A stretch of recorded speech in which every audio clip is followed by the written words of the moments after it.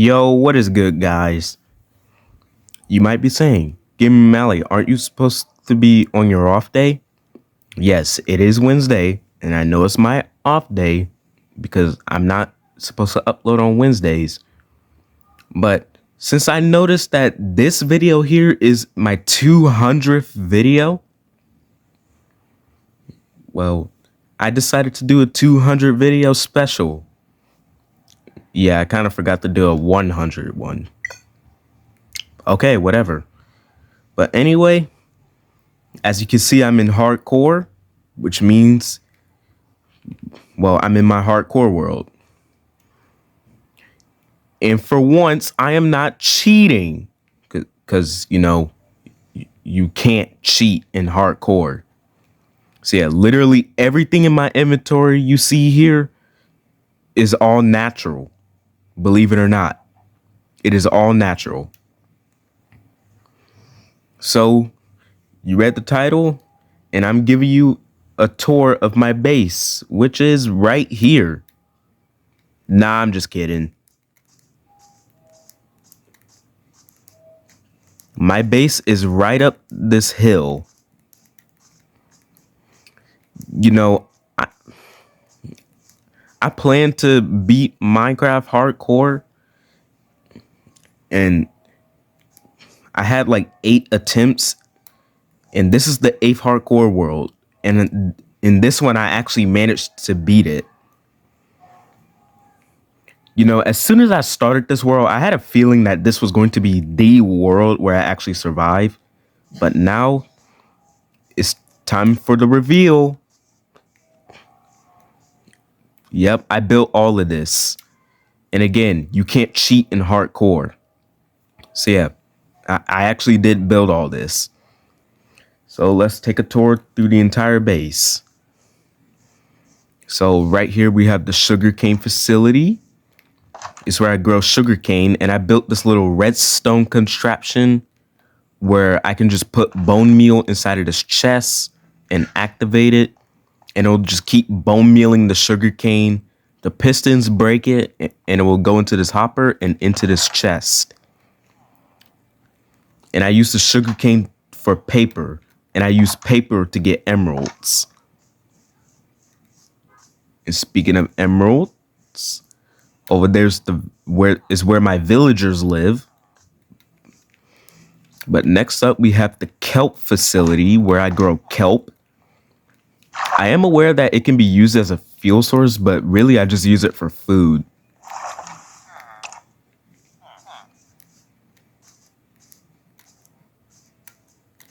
And again, this is where my villagers live.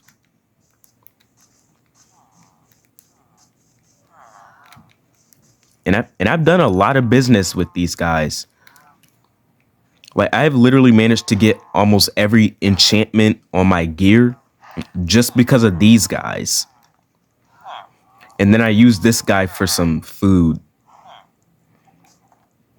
And he sells me the best food source in the entire game, gold carrots, if it'll let me open up his menu. Jesus Christ. See, gold carrots. I still have to level up this guy. This guy sells me looting 2, and I have looting 3 on my sword, and it really helps out too. This one's the respiration villager. I still have to level him up to diamond badges. This guy is silk touch. He also sells me fire protection and curse of binding.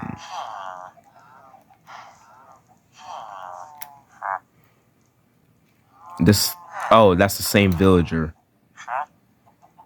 This is my unbreaking villager, and you have no idea how painful it was just to get him.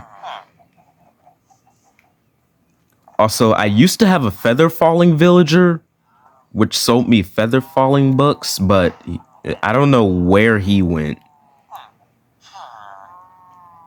Yeah.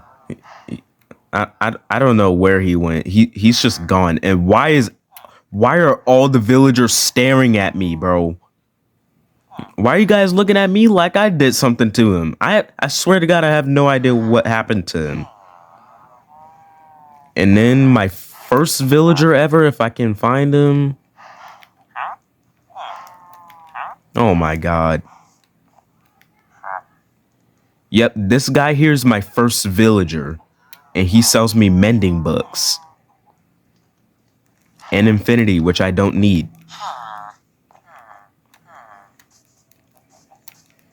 Right here is where I grow bamboo, and I have never used bamboo like the entire duration of this hardcore world. Like literally never once. Oh yeah, this is my pet camel, and he's the guardian of my prized possession, the Emerald Beacon.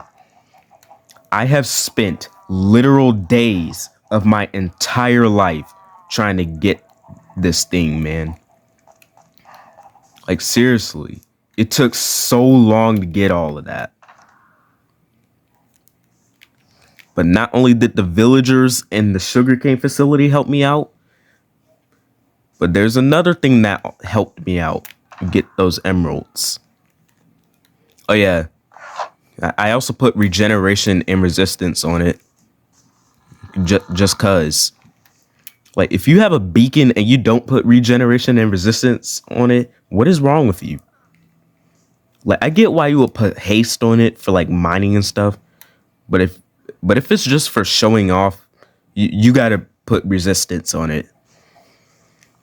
This is my giant AF spruce tree, and this spruce tree actually helped me with a build. So yeah, as I mentioned before, this is my Emerald Beacon. This was added not too long ago. I decided to grow some cocoa beans because I do plan to have farms for all 16 colors of dye. And right here, I collected some of the new items that was recently added in. This is the map of the entire base.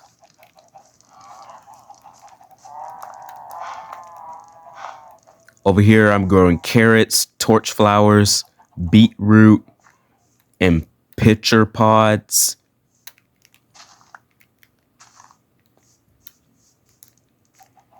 Right over here is my stone mine, which is also a coal mine. I actually mined through the entire tunnel, and now I can't mine down there anymore since it leads to just straight air. Over here, we got even more food farms, pumpkins, wheat, potatoes, watermelon. Well. Because I'm black. You know what? I'm saying this as a black person myself. Watermelon is mid. Yeah, that's my opinion on watermelon. It's just mid. And speaking of watermelon and black people, we have a chicken farm. Yep, it's no longer chicken. It's chickens. And I have a massive cow farm. Here's my nether portal. And I hate the nether, if you guys didn't know. Here's my nether wart farm. We're going to skip this for now. And we're going to the west side and the north side of my base. Starting off with this, which is the tallest structure in the entire base, which is my mob farm. And I mainly just use it just to get gunpowder, but as you can see, it's giving me a lot of everything else but gunpowder. And you know, I need gunpowder to make these things so that I can fly with this thing.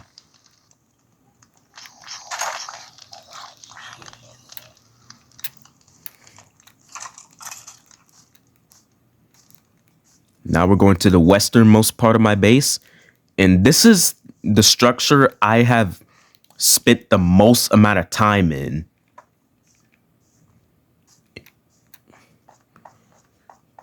And it is Gamer Malley's Skeleton XP farm.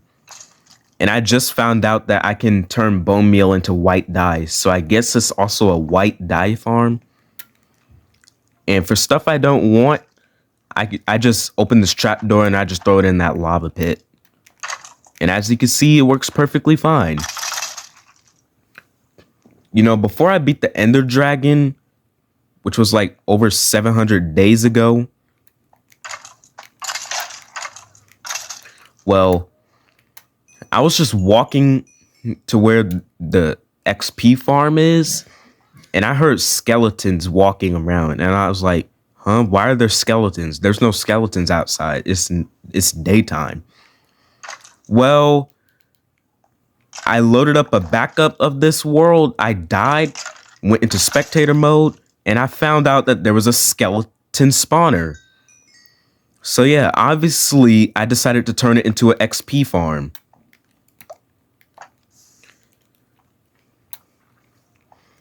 And believe it or not, I actually managed to do it first try without any help.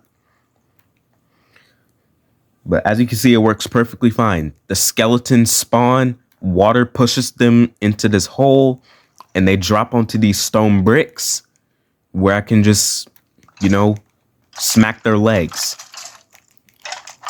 And it's actually really, it was actually really lucky that it was a skeleton spawner. You know, I don't really mind it being a zombie spawner or spider spawner, but skeleton spawners are definitely the best ones. And that's why this is the structure I AFK'd the most in, because bones give me bone meal, and I need bone meal to activate the sugar cane farm over there. And the bone meal gives me sugar cane, and the sugar cane gets turned into paper, and the paper, I get money out of it.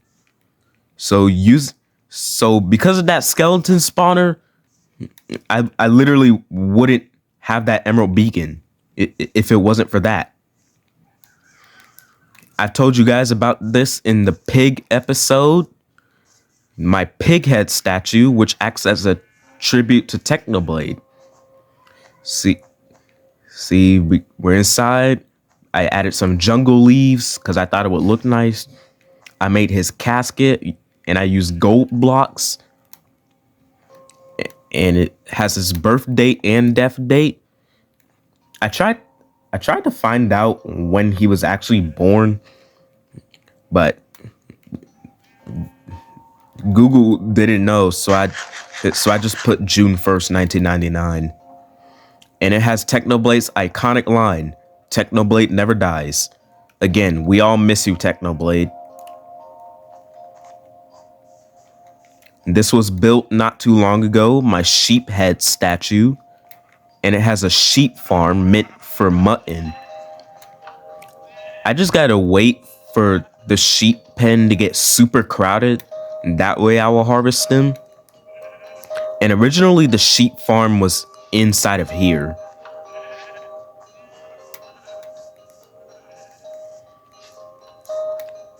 Another facility, which honestly, I was kind of running ideas to build stuff.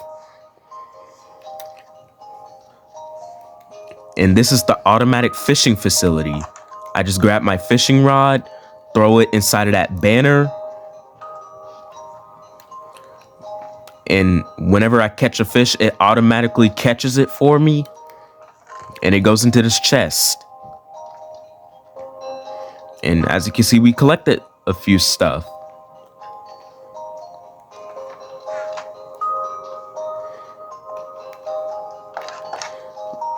Also, again, I was struggling to find out where I'm supposed to build this thing at. Because, you know, there's a lot of hills around my base. Yeah, I kind of chose a bad spot to build a base. But I stuck with it. So yeah, there's a lot of hills, which makes it really hard to build on. But then I saw this empty space. So I flattened out the land and built a stone brick structure on it. Also, you guys see that forest back there? Originally, the forest was like where my spruce tree is. Yeah, I did a lot of deforestation. And now for my most impressive build yet. Like, I actually cooked with this build. And as you can see, it's another sheep farm. But your thing, Gamer Mally, don't you already have one over there? Well, that one's meant for mutton. This one is meant for wool. And remember how I said the spruce tree helped me with a build? This was one of those builds. You know, I tried to go for a barn theme, and I actually did it pretty well too. But let's go inside. It houses all 16 colors of sheep. And just like my custom shield right there, I added custom banners, and I colored them so that I'll know which sheep they are, even though it's not even that hard to tell, because I can literally just look at the sheep and tell what color they are. So we got white, light gray, gray, black, brown, red, orange, yellow, lime, green, cyan, light blue, blue, purple, magenta, and finally pink.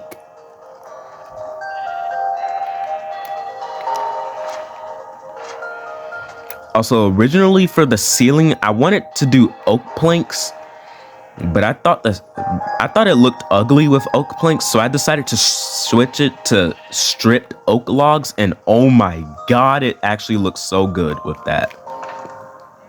I have to go to sleep again.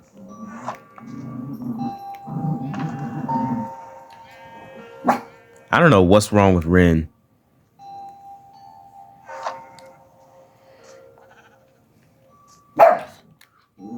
Ren, be quiet. Can't you see I'm trying to speak for a video, boy? And if you guys don't know, Rennie's my dog. I haven't really shown him much on this channel, but yeah, here's a picture of him if you're curious on what he looks like. And I decided to add a third floor to the wool farm, which houses the rainbow sheep. So basically, he's the king. Shut up. He's the king of all the sheep, and his job is just to watch over all the sheep. And when there's intruders, he lets me know, even though he literally won't even do anything. I don't know what Rennie's barking about, but I don't know. He just likes barking at things. I remember one time he was barking so loudly, and it turns out he was just barking at some birds.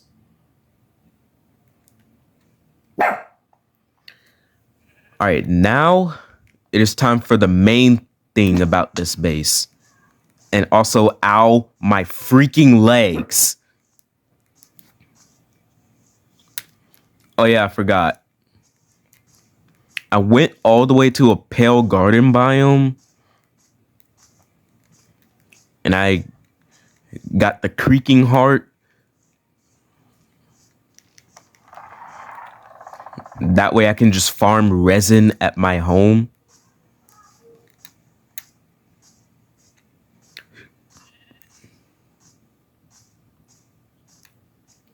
So right there's the flag. And as you can see, it took a lot of white and black wool. You know, for my territory flag, I tried to go for like a yin yang pattern. And I came up with this, which is literally on my shield.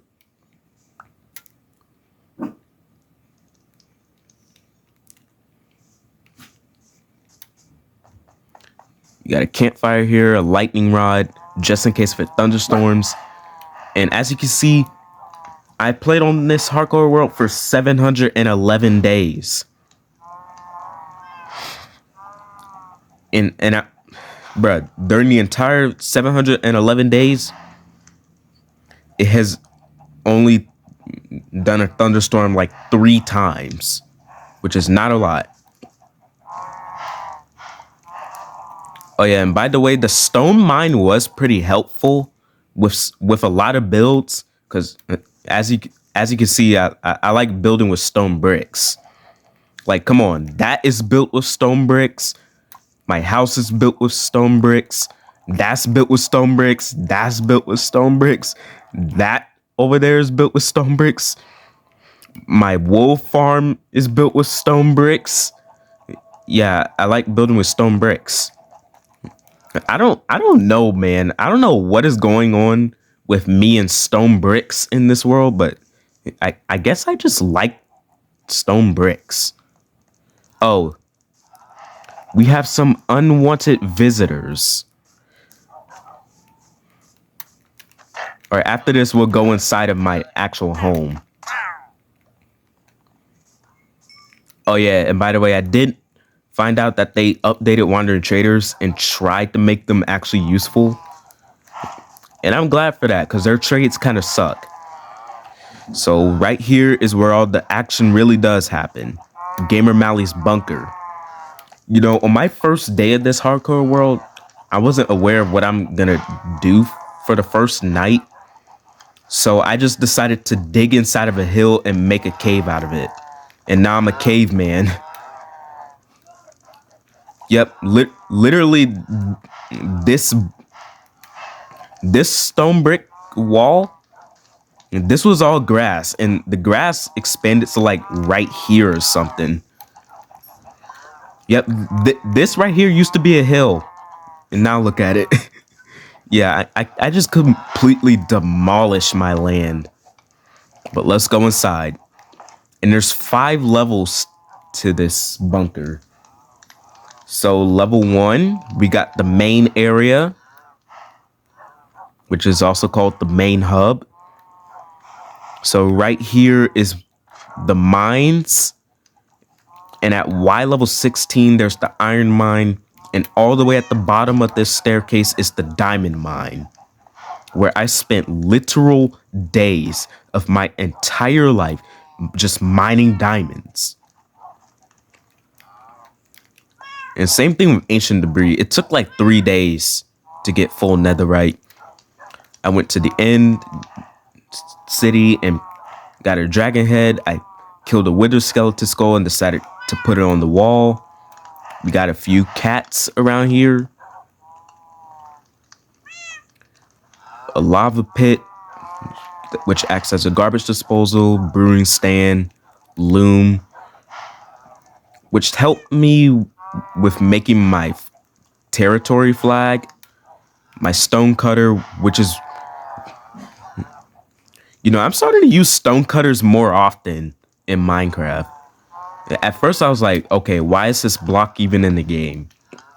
But then I realized that it's cheaper to make stone stuff with this. So yeah, literally most of my builds in this world are done thanks to this block, which makes me appreciate it a little more. Some chests. I collected this bow from a skeleton, and I want to combine it with this one so that I can punch 2 on it. You know, I want a god bow, but it requires 19. Oh, I have 19 XP. Never mind. I collected a few flowers because, again, I'm trying to make dye farms. I don't even know why I have this and this in here. And I have an extra chest for music discs, in which both of these were dropped by creepers when a skeleton killed them. Furnace. And by the way, I don't really use cake in Minecraft for eating. I just use it as decoration, to be honest. The crafting table, obviously, the most important block in the game. And another prized possession, the dragon egg. All right, level 2, which is Gamer Malley's library. We have the anvil, which is demolished, grindstone, an enchantment table. It actually took a while to get this. You have the toolsmith table and a jukebox right here. And you guys have been hearing barking sounds the entire video. And that is because level 3 is the underground doghouse, where I decided to go all around the Minecraft world and I tamed every single dog breed. So right here we have the original dogs, which are pale wolves, and they spawn in taigas. The dogs with the yellow collars were actually my first ever pet in this world, which was before I defeated the Ender Dragon. And I think I defeated the Ender Dragon on like day 53 or something. So we had the forest wolves, which spawned in forests.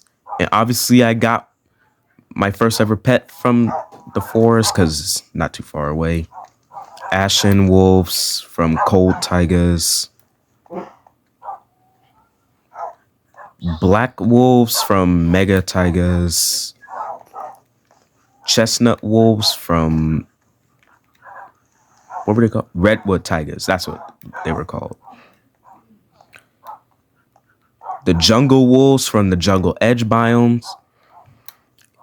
And just like the forest, not too far away, there's a jungle edge. So I got one.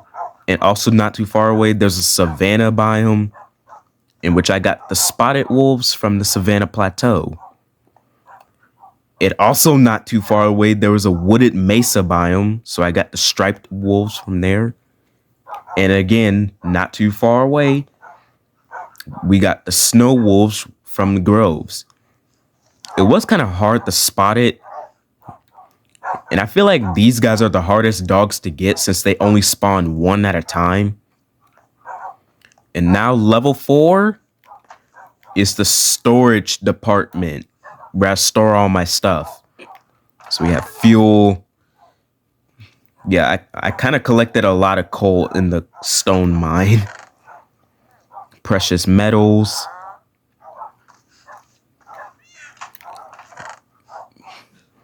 You guys have no idea how painful it was that I had to use so many diamonds just to duplicate this. And plus, I almost died trying to get this, man. And we have potion and food ingredients, which I never use. And down here I have my pet armadillo, which I got from the mesa biome, I think. I don't have a name for it yet. And now for the final level, which is the Sniffer Sanctuary. I've told you guys about this before, but basically down here, the sniffers will repopulate from extinction, and they're just going to thrive down here. It is kind of slow, but eventually there's going to be like tons of sniffers in here. And it's been a while since I've seen a sniffer, so I kind of forgot how big and fat they are. And I'm not gonna lie, when sniffers were first added to the game, I first thought they were ducks. Oh, he's sniffing up something. What is it? Oh, it's a torchflower seed, in which they breed with these.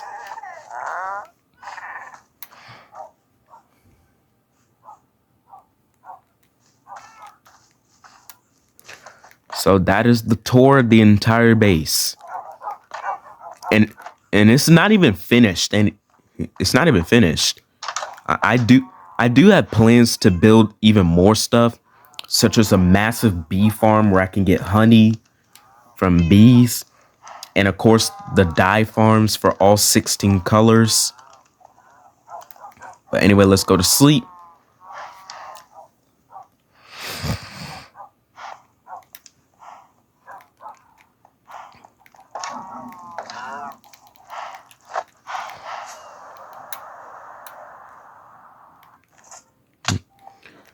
And now, to be honest, I really did not expect to get this far in hardcore before. Like, I never thought I would get this far, man. Like, literally never. But anyway, thanks for watching this long video. And I'm glad I gave you a tour of my entire hardcore world. And this is not even it, by the way. Like, I have a totem farm, like, somewhere over there. And I have, and there's the stronghold. And by the way, the stronghold is underneath a village, which only has one house. But yeah, thank you guys for watching this video.